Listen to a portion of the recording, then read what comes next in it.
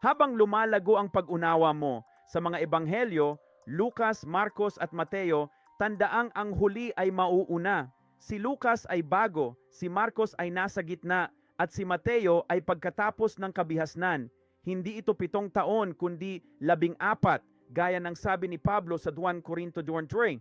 Heto ang isa pang detalye, ang misteryo ng kuwit na natuklasan namin sa Ministry Revealed. Mas nagiging malinaw ang propesya at kasulatan kapag nauunawaan mo ito. Palagi itong binabasa ng lahat, ngunit ito ang misteryo ng pagkakaroon ng salitang at pagkatapos ng kuwit kumpara sa ibang mga lugar kung saan ito ay kuwit lamang at walang salitang at. Isang halimbawa nito ay ang madalas makaligtaang paghahambing sa Apokalipsis Kabanata 12 at Daniel Kabanata 12.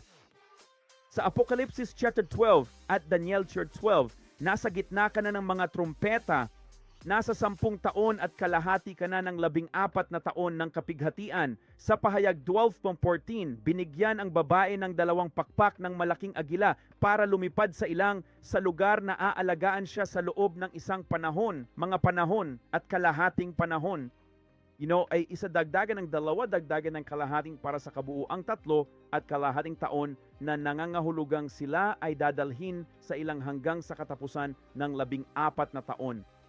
Ngunit sa Daniel Kabanata 12, versikulo 7, sumisigaw sila kung gaano katagal ito dahil si Satanas ay inihagis na sa puntong ito. Bukas na ang hukay at panahon na ngayon ng anak ng kapahamakan. Kaya ano ang mangyayari sa Daniel 7? Sinabihan sila na mangyayari ito o sinabihan si Daniel na mangyayari ito sa loob ng 1 oras, kuwit na pinarami ng kuwit at kalahati na nangangahulugang 1, 2 at kalahati sa kabuuang 2 at kalahating taon ng huling 3 at kalahating taon. Bakit ang 2 at kalahating taon ni Daniel at ang pahayag ay 3 at kalahating taon? Dahil sa katapusan ng 2 at kalahating taon, babalik ang Panginoon upang simulan ang 14 na taon pababa sa bundok ng mga olibo tulad ng Zacarias Kabanata 14 kapag dinala niya ang pagyapak sa mga ubas ng puot bago matapos ang 14 na taon at pagkatapos ay ibabalik niya ang mga ito. Ito ang misteryo ng kuwit at dalangin ko na pagpalain ka nito.